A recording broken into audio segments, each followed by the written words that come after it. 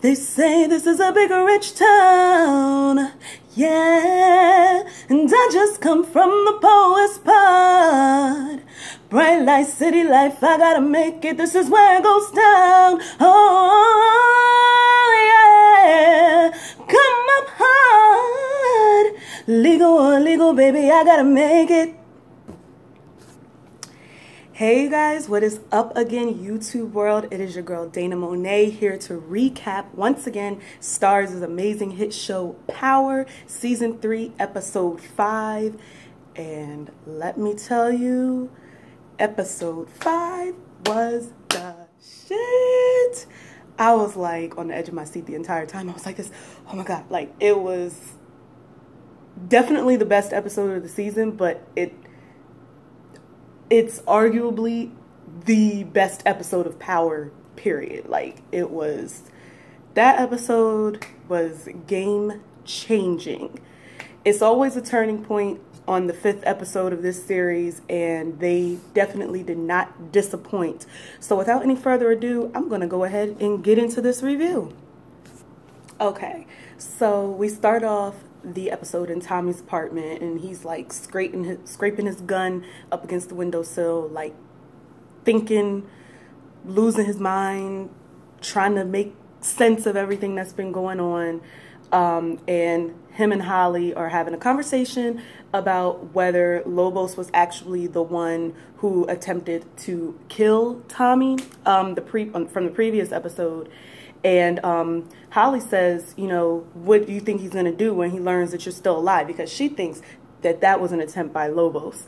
And Holly says, you know, we're not leaving this apartment until we find a way to kill him. We have to save ourselves. And, you know, she's saying this like knowing that she's already hired the Jamaicans to do it. Holly. Anyway. So we go to Angie's apartment, and Angie goes to having sex per usual, you know, but Angie, like, this is like the first time that she's like not really in it, but clearly she's preoccupied. There's a lot of preoccupied sex going on this season. Like, nobody is like fully into it. You know, she says it's too many obstacles between us. Tariq hates me, Paz hates you, and then there's your wife. And you guys are still not divorced. And, you know, her cell phone starts to vibrate, and, you know, she has to leave to go to work. And it leaves Ghost to think about some things. Then we move on to Lobos and his crazy ass. We haven't seen Lobos in a couple of seasons, in a couple of episodes, rather. So good to see Lobos and his crazy self back. And he's talking to Mike, and he's going crazy because he's like, at first I thought Ruiz disappeared. Now he's reappeared, and he's about to testify against me. He's like, Mike, you better fix this, or, you know, you gonna die, basically. So he wants to kill him, and Mike says that that's impossible. They're in a federal building. His guy that he wants to kill him won't have access, and even if he did, it wouldn't work. And Lobos basically says, in these moments, I ask myself, who will I kill first, Mike or his daughter? Lobos does not have a heart. Lobos does not have a conscience, Mike. Lobos doesn't do good with reasoning, so you better handle this mess before he has your head like spinning on something. So next we go to, and we see Proctor, who is also in the federal building, and he's talking to Ghost on the phone, and Ghost wants Proctor to get him some separation papers because he's on the path, he's ready to go on the path to separating from Tasha. And moving right along, I believe this is Greg's apartment, and he's getting to his apartment, but Angie sees Greg, and, you know, they're talking about Greg finding Ruiz, and, you know, she says, why isn't putting Lobos in jail enough for you? That's technically the point. That's kind of the point of the whole thing, is to get Lobos. She said, you keep trying to force Jamie into this, but it could cost you Lobos. And she said, don't screw this case up because of me. And then he says, don't screw it up because of him. So Greg is like, shh, I'm balls to the wall. I'm about to tell Ruiz he needs to give up everything. So we'll see how that works out. Then we go to Tasha and Tariq, and they are talking. And she says, you know, you're going to spend some quality time with your dad today. And Tariq is not feeling it because he is not into his dad's lies and him not being real. And, you know, he's becoming a teenager. And plus, you know, his dad is, we know Ghost has just not been acting real fatherly lately. He says he's different, you know, and Ghost is there kind of like listening in on the conversation, and it looks like he feels really bad. Tasha says, you know, he's trying, so you have to try too.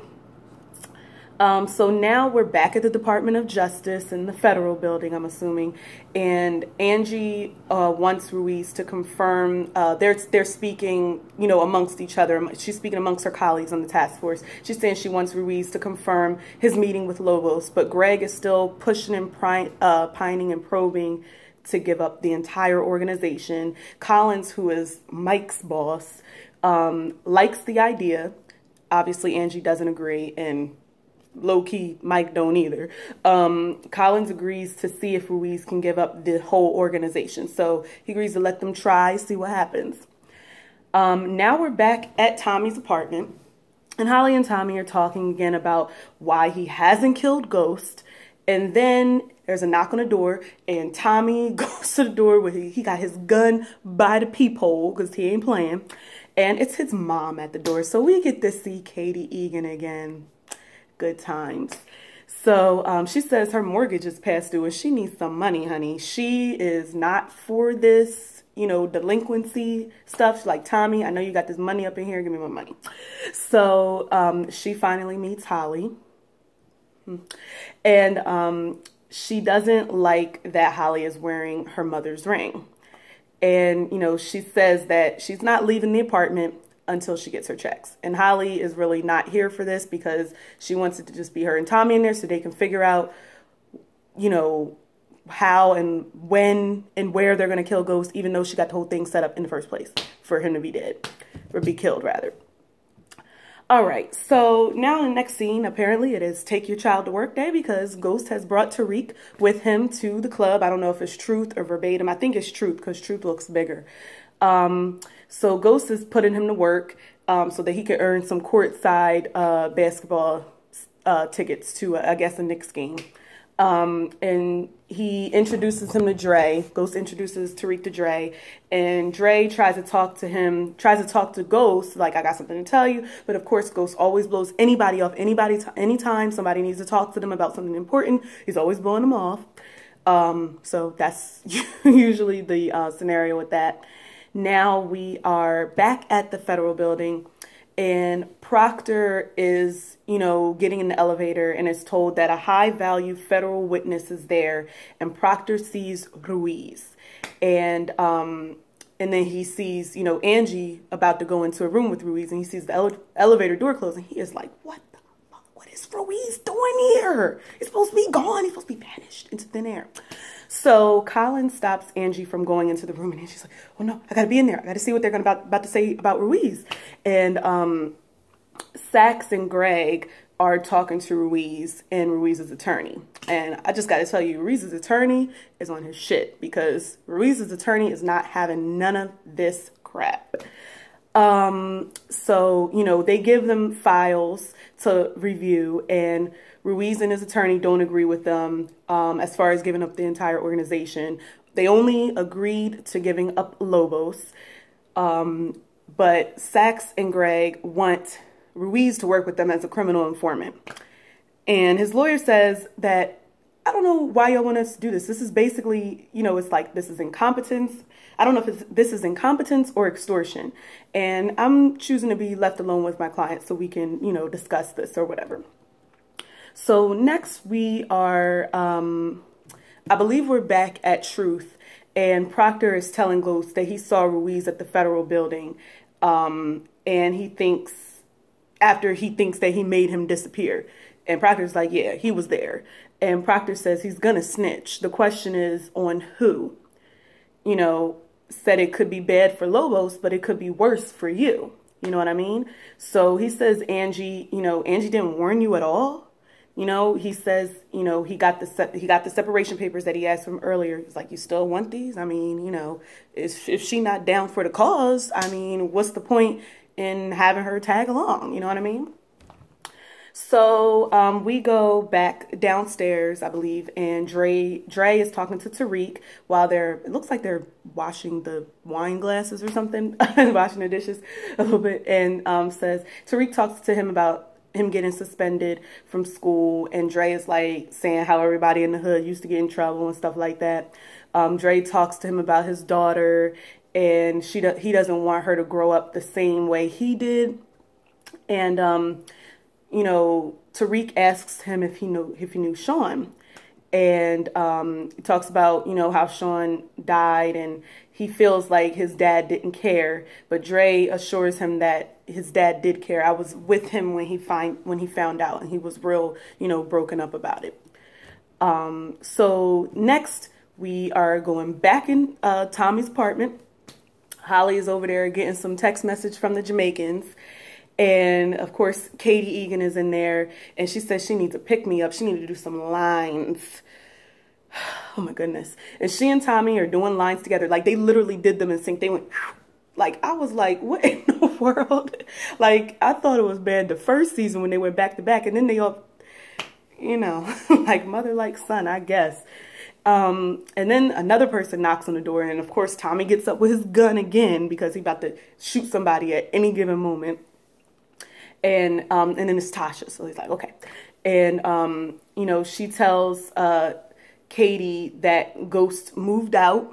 You know, Katie said she thought he'd be over it messing with that girl from high school, Angela Valdez, or that's what she called her, Angela Valdez or something like that. Tasha is trying to get out because she doesn't want any parts of Katie Egan. She is like, Tommy, sign these papers so I can get out of here. This woman is crazy. I don't want any parts of this. And, you know, Holly goes up to Tasha and is like, she does blow with her son. And Tasha's like, oh no. And then she mentions something about the baby. You still haven't told him about the baby? Holly's like, shh. And I'm like, Holly's a hopeless case. And Holly is basically trying to get info from her as to where Ghost is, because the Jamaicans were asking for an address. And, you know, she does it real slick like, and then Tasha's like, I don't know, I guess he's at the club, you know, doing something at the club, whatever. So back at the Federal building, Ruiz is talking to Greg, asking him, what happened to the deal you promised me? You said I only have to give up Lobos. What's up with all this other mess? And Greg brings up Nomar's murder, and that he knows that he ordered Tommy Egan to do it. And he tells them, you know, Nomar was a CI that was working for him, and they have wiretaps on him, so they have his voice. So Greg is basically saying that they have all this evidence against him, and they're basically threatening Ruiz with the death penalty if he doesn't give up the entire organization. And basically, Greg wants the entire chain of command. He wants the identity of Ghost. And now we're back to the club, and Tariq is playing Mr. DJ. He's up on the turntables and everything. And Ghost is talking to his security guard. And Ghost lies and said he just, you know, that night that he saved Tommy, that he just wanted to get out, I guess, get some fresh air without the detail around him or whatever. And then his dumbass says that he no longer needs the personal detail, which we all know that he does, because everybody associated with him in his life is in danger. Ghost doesn't know that, you know, the security guard followed him that other night. So the security guard is like, yeah, whatever. Ain't nobody listening to you. I'm still following you anyway. You know. And Ghost goes back up to Tariq on the turntables, and he's like, I just joined the Twitter. And Tariq is like, it's not the Twitter, it's just Twitter. And he's like, you should join Instagram and Snapchat too. So trying to, you know, get him hip to the whole, you know, social media thing. And Ghost is talking to his son. He's saying that, you know, he's been confused by his actions lately. He doesn't understand. He's like, he says he's been doing everything possible to make his life better than... to make Tariq's life better than what he experienced as a young child. It's like, why did you get Angie's gun out of her purse? Like, why did you do that? And Tariq says, you know, I was angry. You know, you move out, you make us meet Angela, and you move in with her, and you don't even talk to us about it. I mean, what kind of father does that? And I was like, you know what, Tariq, tell your dad, because your dad does not get it. Y'all think that these kids are stupid. Like, these kids pick up on stuff. They're smart. They're at that age where they are kind of absorbing everything, you know, like a sponge. Like, you can't just gloss over stuff. These kids are not 5. Okay, so you need to be real.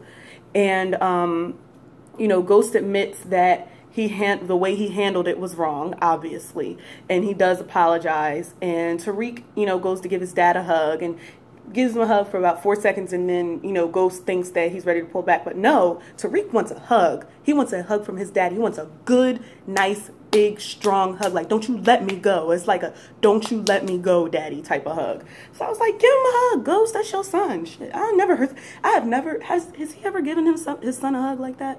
I don't think I've ever seen him on the show give his son a hug like that. So, you know, he just needs a hug. You know, that little boy, he just needs a hug. It's a shame. Poor Tariq. So now we are back at the federal building, and Collins tells the group Ruiz is set to testify and tell everything. And Angie says that she'll be right back because she got to handle some business real quick. And, you know, after everybody leaves out of the room, Sax says to Greg, what the fuck did you do? You know what I mean? So Angie goes to Ghost, and she's in Ghost's office, and she's now telling him that he needs a lawyer after Proctor already told him that, you know, he saw Ruiz in the federal building. He asks, were you going to tell me about Ruiz? She's like, how do you know about that? He says, that doesn't matter, you know, and then she says, you know, she has helped him, because he's like, help me, you know, and she's like, you have to trust me. Ghost says, I really don't want to, but if I have to, I'll fix it myself. You know, remember what happened last time when you couldn't get Tommy off and had to fix it myself, and I embarrassed your ass in open court, okay? I will embarrass your ass again, and I will kill Ruiz in cold blood, okay? And I will, you know, whatever he was planning on doing. So, you know, so he says, help me, which is the title of the episode. And she, you know, leaves to go back to work. And she's like, shit, I better help him. And now we're, oh, Jesus, this scene. Okay, so Dre is coming home. This is the first time we ever seen where Dre lives at. And right when he opened up the door, before the camera panned, I knew that Kanan was in his house. And sure enough, Kanan is in his house and holding his daughter. Dre couldn't even speak. Dre was like, this man is crazy. He killed his own son. He got my daughter in his hands, this little girl. Like, please do not hurt my baby. Like, he is just like pleading. He is like, I will do whatever you want to do for me right now. And I'm just thinking, what did he do with the baby's mom? Because obviously it was somebody there watching the baby. The baby wasn't there by herself, and then Kanan just came there. So what did he do with the mom, the babysitter, whoever? And, you know, Kanan says, you know, you chose Ghost over me. You know, Dre tries to reassure him, you know, his alliance with Ghost, you know, can benefit him. Basically, he's like, you know, I even been hanging out with his son. You know, I'm on the inside. I'm on the inside like that. So, you know, he finally lets go of his daughter, and Dre goes and picks her up and comforts her and everything like that. And Kanan says to stay ready. And he said, you know, you're doing real good. You ain't have shit when I met you. You know, so now Kanan is officially back in New York. So problems. I don't know if Dre is going to tell Ghost that Kanan is back, because I was trying to figure out, does Dre know that Ghost attempted to kill him? Because I was thinking that he knew, because the scene on the season finale of season 2, when Ghost was in the warehouse drinking and him and Tommy had that falling out, Dre came to kind of, you know, prevent Tommy from shooting Ghost or whatever. Like, I was kind of feeling like he knew, but I'm not entirely sure, because it's like he wasn't that surprised when Kanan was brought up earlier this season. And, you know what I mean? I don't think he's surprised to see him alive, you know. So I'm not sure about that. So I hope they address that. So next, we're back at the Fed building, and Angie goes to meet with Ruiz and tells him he needs to just stick to the plans and just discuss the meeting that he had with Lobos. Ruiz is confused because Greg told him that he needs to snitch on Ghost, or else he gets the death penalty for ordering Tommy to kill Nomar. And she says, if we were going to take you to trial for Nomar's murder, your motive would be that he was fucking your 14-year-old daughter. And basically, a jury is not going to convict somebody who's basically a pedophile. Like, who was preventing a pedophile from continuing to mess with his daughter. Like, basically speaking, like, you're not going to get no death penalty. You ain't going to get nothing. You can get off on that. So, basically, she's saying that Ghost saved your life. He kept you alive. You know, he killed Vladimir. He killed Drifty. Why did he keep you alive? You know, shouldn't that count for something? You know, because I was always thinking, like, why didn't Ghost just kill Ruiz? You know, what was the reason that he chose to keep him alive? You know what I mean?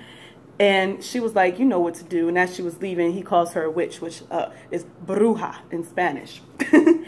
And so we're moving on to the next scene. And we're back at Tommy's apartment. And this is all, like, happening in one day. That's why this episode was, like, so crazy. So Holly is tripping and trying to get Katie out the house. She's going crazy. She is like, oh my gosh, I just ordered somebody to kill somebody, and this crazy ass woman is in my boyfriend's house doing lines, and she don't like me, so I need to get her out. So she gets a text from the Jamaicans, and you know, they say they're in position, like they ready to go. And Katie, you know, she's talking about how when Tommy and Ghost were younger, and how, you know, Ghost saved Tommy. They would lived in an all-black neighborhood. He always got terrorized by the black kids and everything like that. And Ghost, you know, helped him out, and nobody ever messed with Tommy again. And, you know, that gets Tommy thinking, you know what I mean? Because basically Ghost is always there to save Tommy. And then there's another knock on the door, of course. Tommy's up there with his gun at the peephole, and it's Julio this time. Third person that knocked on his door today. So Julio was saying, you know, Dylan just got taken out outside of church last night. You know, Tommy's like, outside of church? That gets him thinking even more so that it wasn't Lobos that tried to kill him. You know, Tommy asked who took him out, and Julio, he didn't know yet. Tommy says, you know, it's time for his mom to go. I'm about to take you to the train station. And, you know, she does like a half-ass corny, nice to meet you to Holly, and she don't like that bitch. She says to Tommy, get rid of her. And Tommy says, no, I love her. And, you know, Tommy asks his mom if she really believes what she said about Ghost, and, you know, how, you know, she feels like, you know, he's almost a son to her as well and everything like that. And she says, you know, yes, I believe that he's always going to be there for you. And he's as much of a son to me as you are. And then she kisses him like she kisses her man or something. That's not like an endearing, like, mother-son kiss. That is like a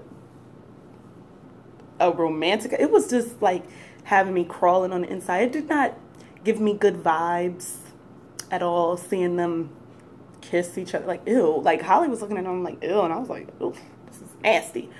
So now we're back at the Fed building, and the whole task force is talking to Ruiz about the meeting with Lobos. They're trying to get all the details about that. And then Sax, you know, goes in for the kill and asks Ruiz if he knows the distributor's name. And Ruiz says yes. His name is Ghost. And then they ask for his real name. What is his government name? And then Ruiz says he doesn't know. And, you know, I'm assuming that he does know, but he's never referred to Ghost as anything other than Ghost.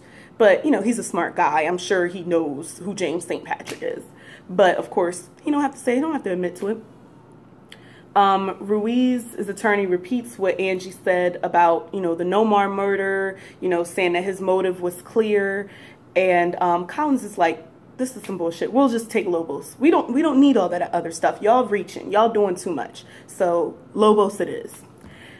So we're back with Mike talking to Lobos, and he tells Lobos to sign some papers to testify against the Jimenez, and says that he'll be taking I couldn't get the name of this place, but Teeter Barrel, something like that.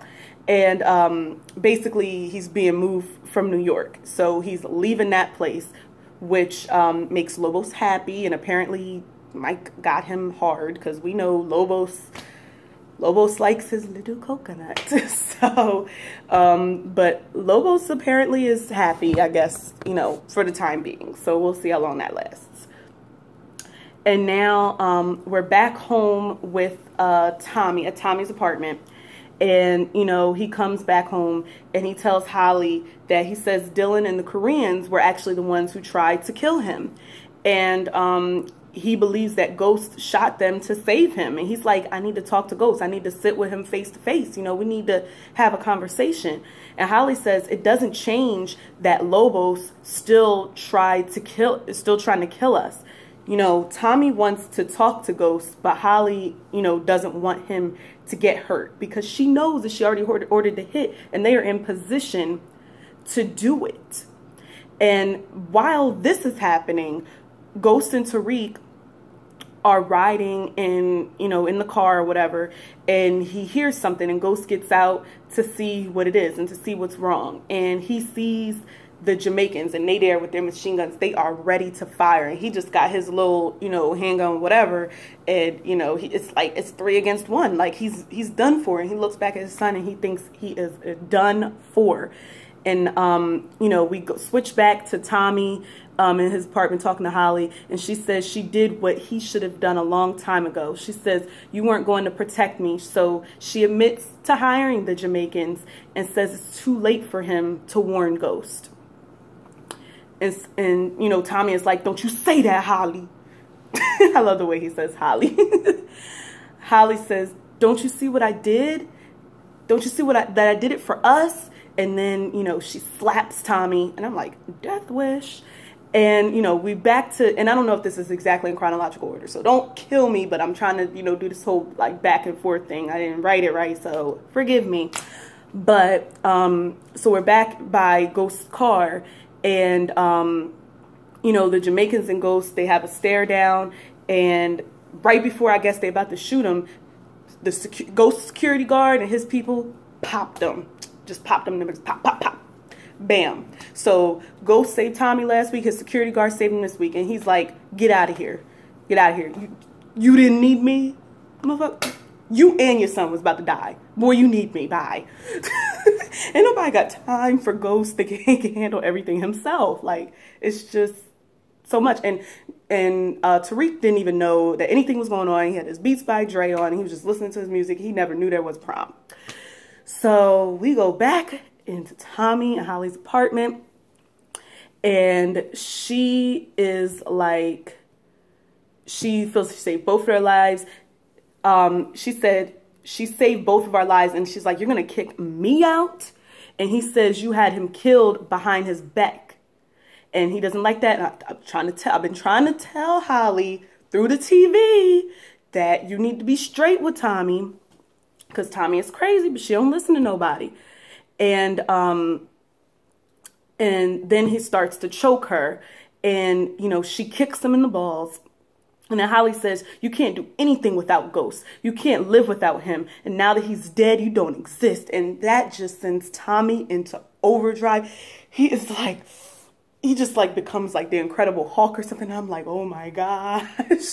Like, that's how I was like holding my heart the entire time. He pushes her against the wall. They start to fight. She is clawing her nails through his hand. And that's one thing I have to say about Holly. Holly is definitely a fighter.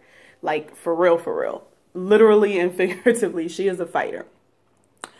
And he pushes her against the wall. They start to fight. He tells her to shut your mouth, because that is what has been getting her in trouble this entire, like, the whole time she's been on this show. Her mouth has gotten her into immense trouble all the time. That's always the reason why she gets hurt, because of her mouth. You know what I'm saying? And he pushes her to the wall, and he talks about, you know, her big mouth and everything like that. And basically, like I said before, it's ultimately the reason why she dies. And she never ends up telling him that she was pregnant, not even with her dying breath. I was thinking that she was like, I'm pregnant with your baby. He might have let go. Holly is stupid. He might have. I mean, it would have been a nice little Hail Mary for her, just to see. You know what I'm saying? And, you know, he chokes the shit out of her and he kills her. And it's so ironic because I think this is the season finale of last season when Holly, remember when Holly just like reappeared when they was like in the park, and like the dog ran up to him and she gave him all the information and like the money and the fake ID that Ghost had given her, and she's like, Ghost told me to run, and then he was like, if you lying, I'm gonna choke you out here in front of God and everybody. So I feel like that was kind of foreshadowing of the way that he was ultimately gonna kill her, you know what I'm saying? So I was just like, oh my gosh, I didn't think that I felt it in my bones that Holly would die. I really did, but I didn't think that the writers were going to do it. And they did it mid-season. I was like, Holly is dead. And for a second, I actually felt sorry for her. And mainly because she was pregnant with his baby. And I was mad that she never told him that she was pregnant. But in retrospect, I'm like, Holly, you basically committed suicide. You continued to open up your mouth. It wasn't just the fact that you ordered the hit on Ghost. It was that you kept talking. You told Tommy that he's nothing without Ghost. Like, Tommy is an emotional being. He is crazy. Like, you can't do that. I'm going with she committed suicide. That's what she did. She did that. So, and then after he killed her, he felt bad and he's trying to, revive her, but he doesn't like attempt to give her CPR or nothing like that. But, whatever. He's just so distraught and he can't even, think straight. He almost died yesterday. He killed his girlfriend today. Like, he don't know what the fuck to do. So, after that, like, just horrifically, like, amazing scene between them. We go to Lobos talking to somebody on the phone, and he said an unexpected development is presenting itself, and he's telling someone. I have no clue who he's talking to, so if anybody has any ideas, put it in the comments, because I can't even make a prediction on this about who he has a job for.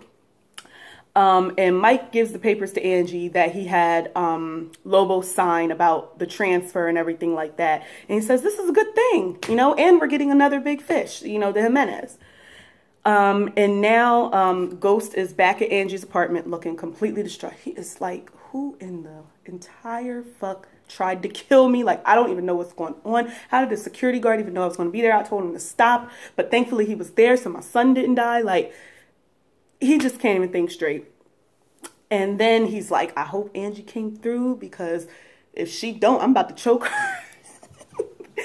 So Angie comes in and says to him, you don't have to worry about Ruiz or Lobos. Says he'll be transferred out of state any day now. The Lobos case is over. She says, you asked me to help you. And she's like, has no one ever helped you before? And he said, not like this, So he's like, okay, ooh, she down for the cause now. She got me off the, off the hook, basically. So he shows her the separation papers, like, okay, now I can whip these out on her. And she gets all excited. She's like, oh my God, do you think Tasha is going to sign these? But I don't know if Tasha is going to sign them, but, she's happy in the moment. And, he's like, he's telling her he loves her again. And, they're lying in bed. And of course, he can't sleep. So, Ghost gets up and he goes to Tommy's house. And I actually forgot that he has a key to Tommy's house, like the whole time. The whole time he has a key to Tommy's house. And he sees Tommy basically sitting in a fetal position, just like rocking back and forth. And he is out of his mind. Holly is lying there dead, turning blue. And Tommy says, help me. The title of the episode again.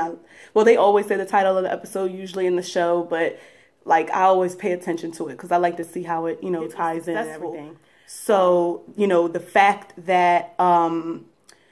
Ghost just came there, it just kind of like blows his mind and everything like that. So, so I think that that's kind of crazy. So Ghost and Tommy, they dump Holly's body, and Ghost gives him back his grandmother's ring. And Tommy confirms with Ghost that he did shoot the Koreans. So Ghost says that he did shoot at the Koreans, and Ghost says someone tried to kill him tonight too. And Tommy says that was Holly. Tommy admits that Lobos hired him to kill Ghost, so they getting all these truths out. And when he didn't, Holly took matters into her own hands. Got herself killed in the process. I knew this was gonna happen. Like I knew it. I knew because Holly's stupid. Anyway, he says Lobos won't stop until we're both in the ground. So then they decide together that they have to kill Lobos together. And this is what I said. This is one of the things that I predicted a long time ago. I was like, they need to bound together and kill Lobos because he's the common enemy. And then when you get done with him, you need to get Kanan because Kanan is about to be up to no good.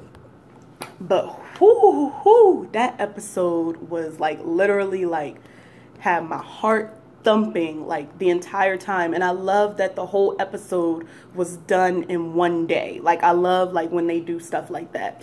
So that was actually like really cool. I think they did that last episode, like last season's episode 5, when Holly was in the interrogation room and everything like that. So that was a game changer episode, and this was absolutely a game changer episode. I don't know what is going to happen. I love that Ghost and Tommy are cool again. You know, they're brothers again. Like I said before, Holly is dead sooner than I thought, but thank goodness that she's dead, because I don't think I could take any more of Holly. But I think that Tasha might feel a little bit some type of way about that. But maybe she'll be like, you know, you had to do what you had to do. She opened up her big mouth. She get herself in trouble. Whatever. So I thought Ruiz also was as good as dead. I guess now he's still alive, but Lobo still might kill him. But I'm not sure how long that's going to take. So I don't know. There's still 5 episodes left. I don't know what they're going to do. But this episode was amazing.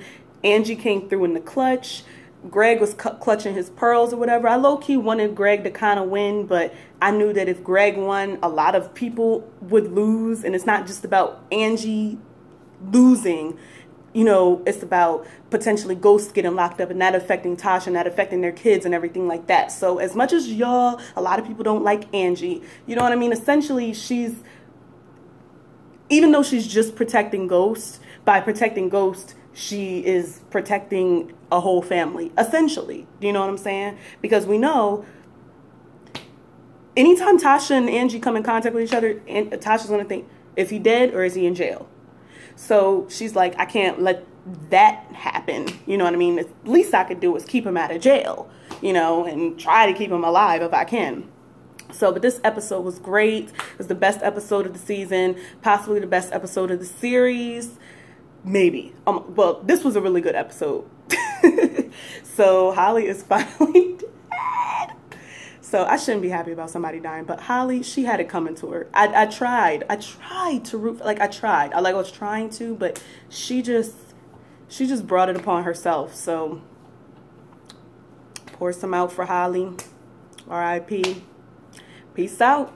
See you next week for episode 6.